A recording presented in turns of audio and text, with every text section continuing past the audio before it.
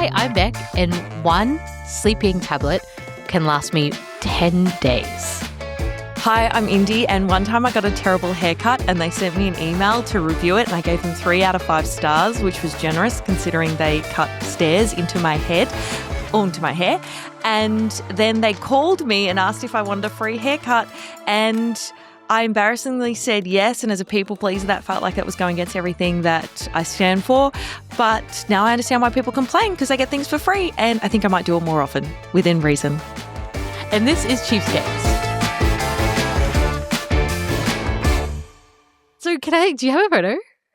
Of my hair? Yeah. No, I didn't take a photo of it. Why? Not at all in that period of time? I have a photo when I'd wave curled my hair because I had a thing that night and I had to, It's really risky getting a haircut on the day of the thing. Oh, yeah, I know, but I get a basic haircut. Yeah, that's true. And they tried to do layers and they cut steps in. I'm sure it was awful. It was. It was, Thank you feel you. better. I wanted to give context really quickly before we move on. About the sleeping tablet. About the sleeping tablet because I love Rest of It. Have you had Rest of It? No. Oh, it's the only sleeping tablet I've ever really used. But anyway, I've never had a sleeping tablet, so please. It really makes you sleep. And so I had one Rest of It that left, and they're like $24 for a 20-pack or something. And you also have to talk to the people at the counter, which is so fine. Wow. I feel like a dropkick when I ask for drugs for some reason. Okay. And so I don't want to do any of it. And then I also don't want to spend $25. And so and then for one tablet, I'll nibble and then I'll do that the next night. And then I'll keep doing that. And it literally can last me 10 days, this one sleeping tablet. And it's quite potent. It's I'll usually have a whole, if I have money, I'll have a whole one. But I usually don't have money, so and it really does the same. It does the same thing. And I think maybe some of it's placebo, but placebo is just as effective. If it works, it works. It doesn't matter how. Exactly. I like that you're a little mouse nibbling on your cheese back in a little sleeping tablet. It's really true. You got to get it right because otherwise it explodes. You know what I mean? Because 10 nibbles on a tablet, I'm assuming it's just a small tablet. It's the size of a paracetamol.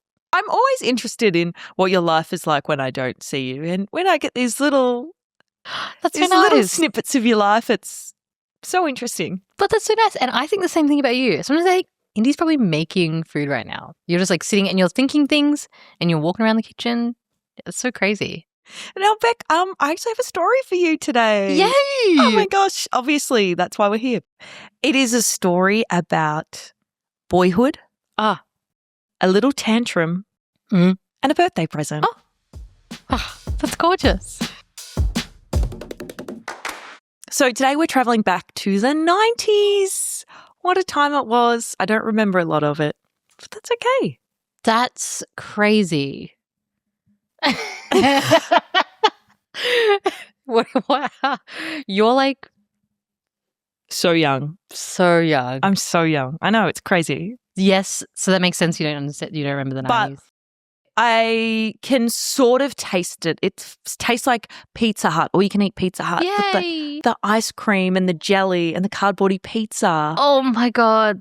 It smells like fresh air because you're walking around or riding on your bikes with neighborhood kids, and it feels like freedom because your parents don't know where you are and they don't actually care. They don't care. What do you remember about the 90s? What do I remember? I remember the translucent bubble furniture. Me too. I had a chair. Yes, I had a chair too. I think that some things should be brought back, really brought back. The use of more plastic. The use of more plastic, and also saying much at the end of a sentence. It's I can't say because I do find it really cringe, but I really think it should come back. So, planned much? Okay. You have heard Is that it, a 90s thing? I've never considered it. Oh. But you've heard it. You get up to much? You come here much? No, my angel. Oh. But that's good. But it's like if there's a if there's like a big spill or like there's a big amount of anything, I can't remember what context you'd use it in, but I think it's a big amount of anything, like a big spill or something. You'd say spill much. You remember now. Okay. You have to. I love this snapshot of the 90s, Beck. Thank you. I'm going to move on. No, that's okay. So this is where we meet Dylan. He's like a 9-year-old kid at this stage, and he's got a few passions. It's like lighting ant nests on fire with his magnifying glass. Cruel. That's cruel. It is, yeah. Ding-dong ditching, and he usually walks around with like a slingshot in his back pocket. Mm-hmm. I'm picturing him as like a Bart Simpson type character, and I reckon he's got like blonde hair and like little freckles on his nose, and he's always missing a tooth in the front of his face for some reason. And when Dylan's not at school and he hates school, he only likes lunchtime, he's usually at his cousin's Luca's house. That's it. Now, Luca lives a few streets away from Dylan, so he usually rides on his bike after school. It's the same thing, gets on his bike, rides to Luca's house, and Dylan loves going to Luca's house because it's huge. It's like 2 stories. He's also got like 2 brothers, and they can pretty much just do whatever they want. And it's a big house, and they're unsupervised a lot of the time. And the thing about Luca is he's the cool cousin because he's older by a year. Yes. He's a year above him in school. He has 2 brothers, and it's always people with the older siblings are always, I don't know, edgier, cooler. Yeah. And he wears like a shark tooth necklace. Oh, that's fucking badass. That is badass. It is so cool. What was your like yardstick of, or how would you measure a cool person when you're a kid? Like, what did that look like to you? I want to say, like, you know, the second Lion King, Scar's son. Kovu. Okay.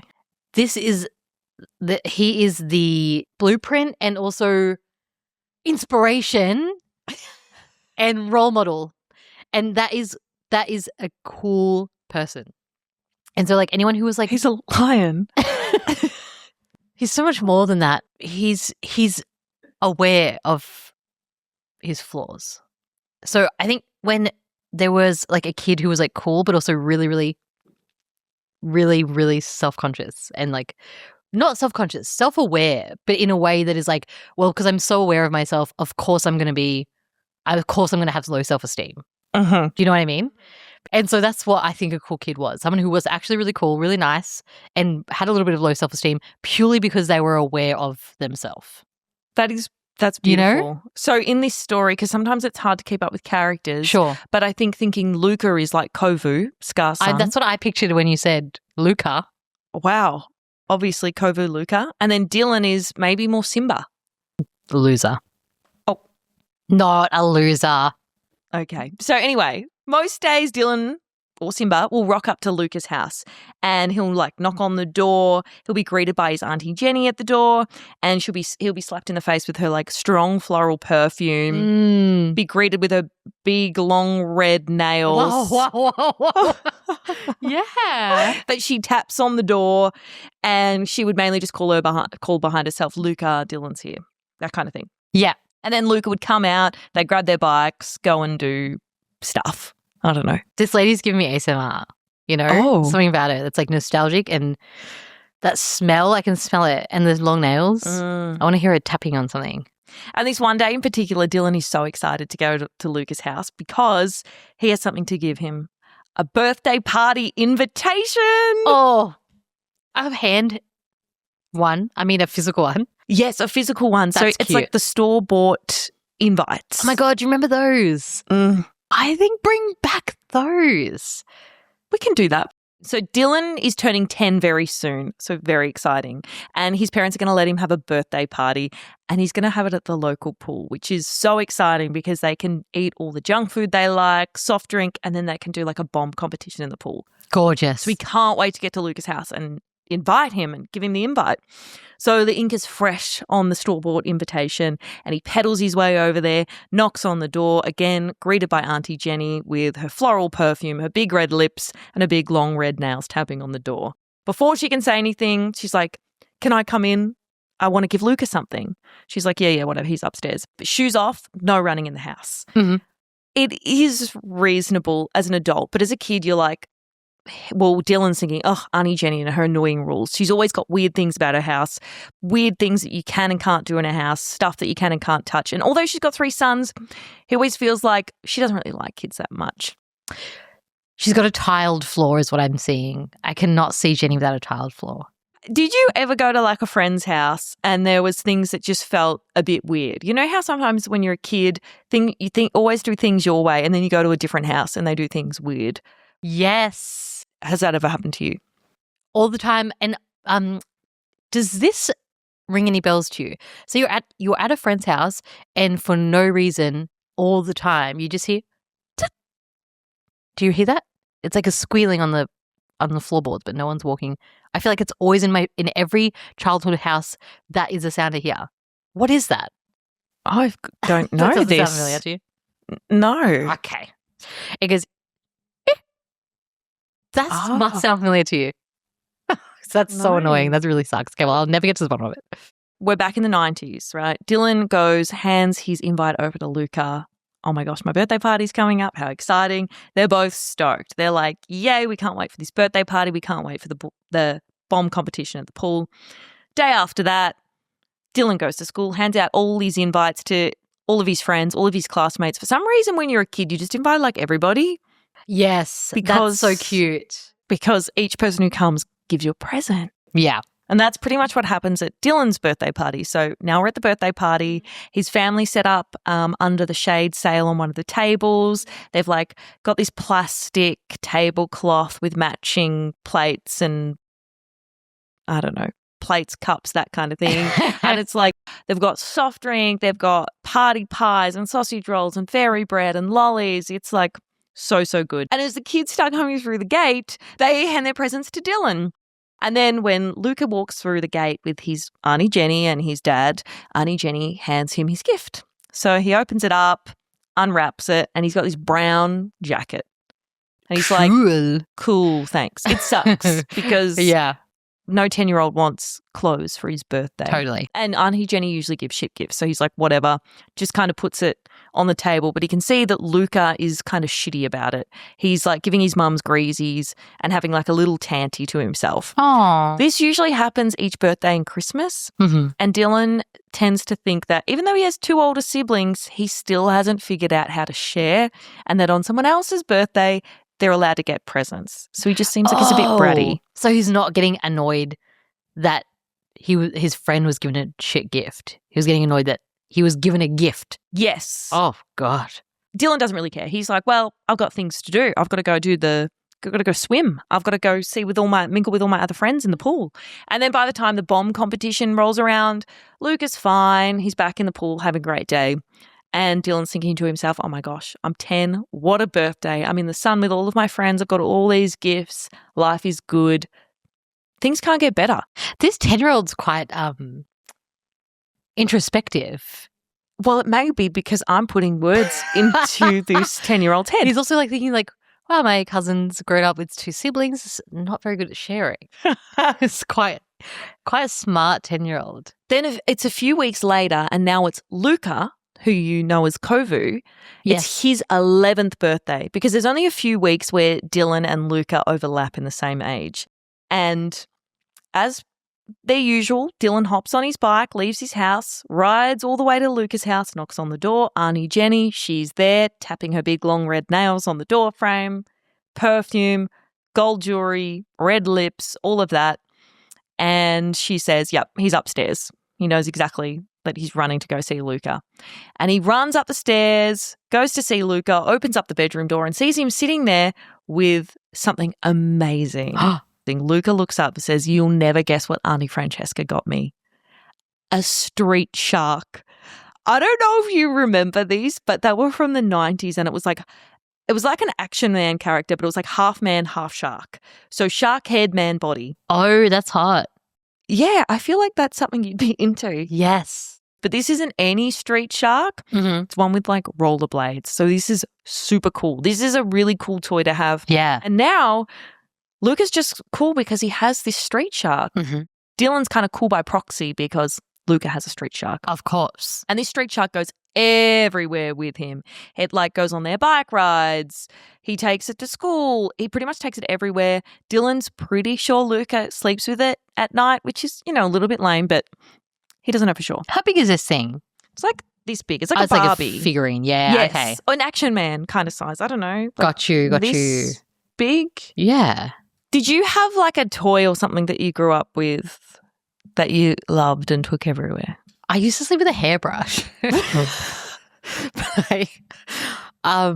think it was a purple hairbrush. It was like a square one. But I had a toy. Yeah. But you bet I had a toy. I also, like, me and my brother used to play and like give like personalities to things. And one of my favorites was like this. It wasn't toy. It was a piece of decor. It was like a glass squirrel. Squirrel? How do you say it? Squirrel? Squirrel. What the fuck is squirrel? That's surely how some people say it, no? Squirrel. I think I started saying squirrel very recently, but I would just squirrel. Okay. A glass squirrel. Did I say that right? Yeah, I think so. That was one of my favorite toys. And the hairbrush. So you had no toys? I had toys. Okay. I just preferred things that like were maybe of use to me. I would say you are thrifty. So you don't need a toy. You need a hairbrush. Exactly. 2 uses. Exactly. Thank you for that. I'm glad that you had your hairbrush. So you had your hairbrush that you had each night, and Luca has his street shark. And it pretty much is with Luca and Dylan for the entire year.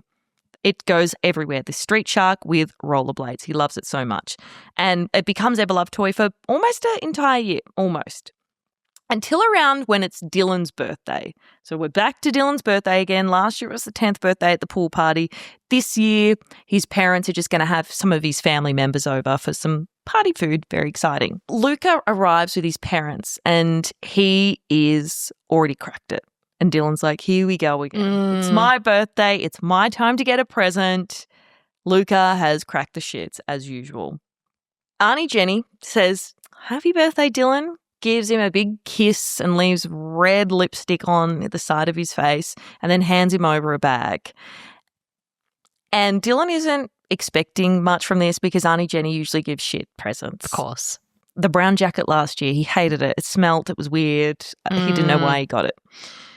Then he opens up the bag and he looks down in horror. And then Luca screams and runs up the hallway.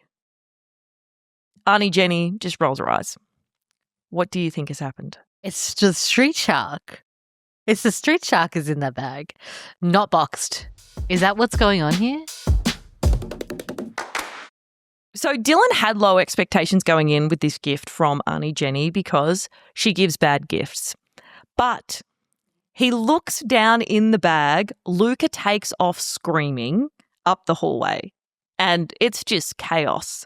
Dylan is in shock as he looks down, but he puts his hand into the bag and brings out an unboxed street shark. Yes, yes. And it's not any old street shark. It is a street shark wearing rollerblades. Oh. This is the street shark that Dylan's pretty much already been getting around with for the past year or so.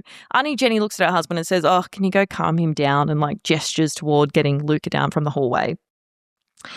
She takes a seat down next to her family, sort of. It's just like, oh, whatever. Takes a seat down at the table and says, oh, he's going to high school next year. He can't be playing with dolls.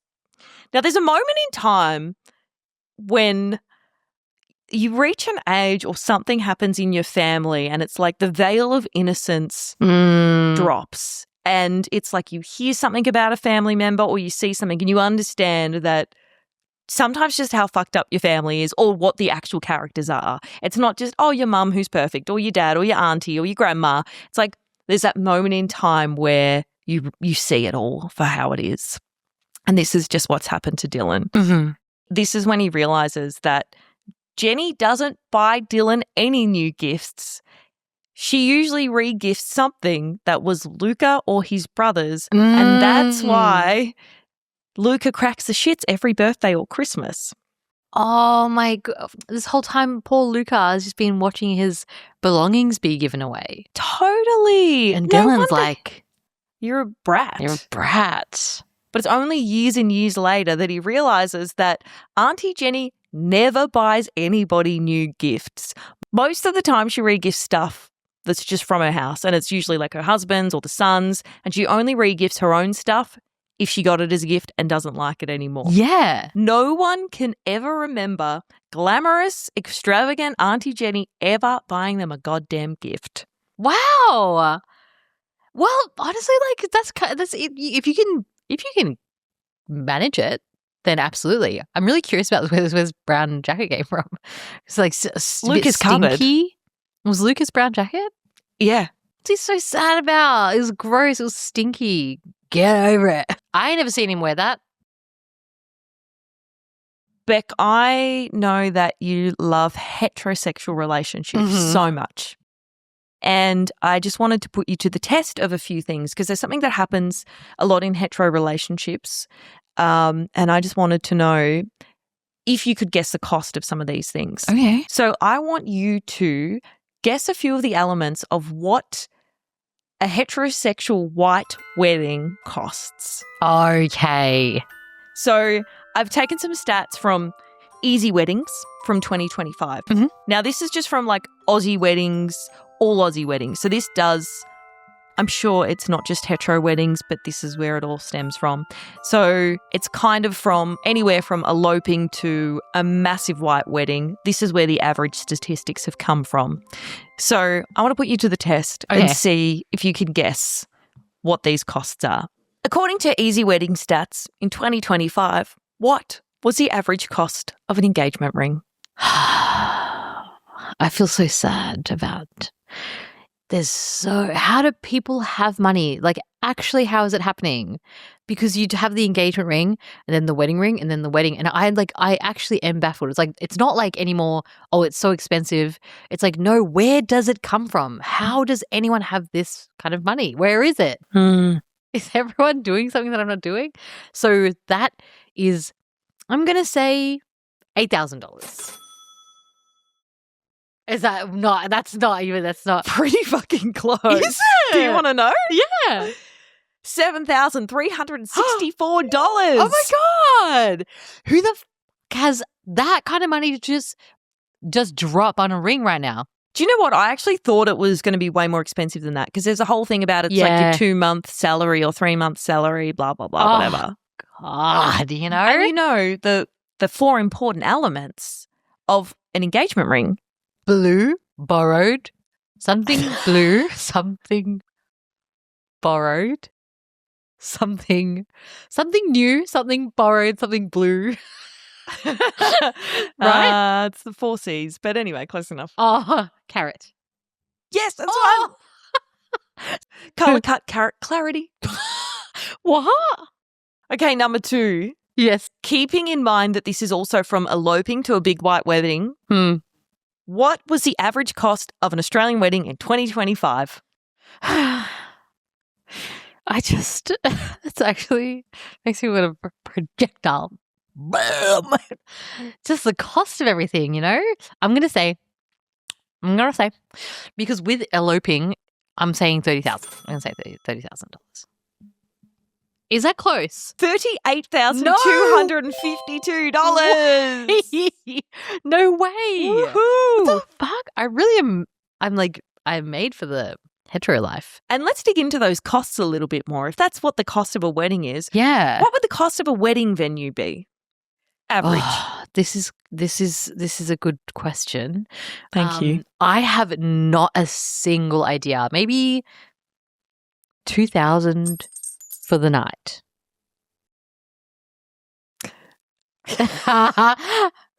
Is it? You've been so close.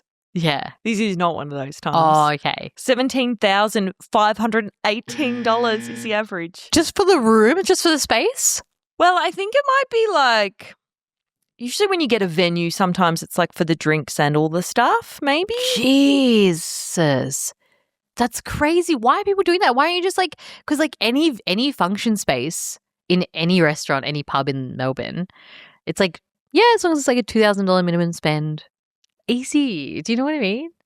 That's insane. $17,000. That's insane. Do you know what I mean? For what? Because you like each other. I would love if you planned a wedding and it's just like we're at the pub, buy your own fucking meals and drink. That would be your wedding. Absolutely. I'm not paying for everyone else's meals. But also, I understand, I don't think there should be wedding gifts. But you do have to buy your own meal, unfortunately. I'm sorry. If you want to be part of the day, so save it and get the steak and pot special. Okay, the average cost of a photographer. Now, at least I should know. I only know one quote I've ever gotten is $700 for 2 hours. Someone quoted you $700 for wedding photography? No, regular. What's the difference? Well, the wedding tax, obviously. You do your job and then it's for a wedding, so it goes. It's like more pressure, maybe, I think. That's true. And people will pay it. Yeah. Because I have to. Yeah, that's true. So what do you think? I think when you were shocked just then, I thought like, oh, that's really expensive. I'm going to say $1,000. I just knew that you'd underquote yourself in your business to do things. It is $3,567. That is very understandable, and I respect the work. Great. So you'll get everyone to do what? The steak and pot special, but the photographer? I'm not paying. Oh.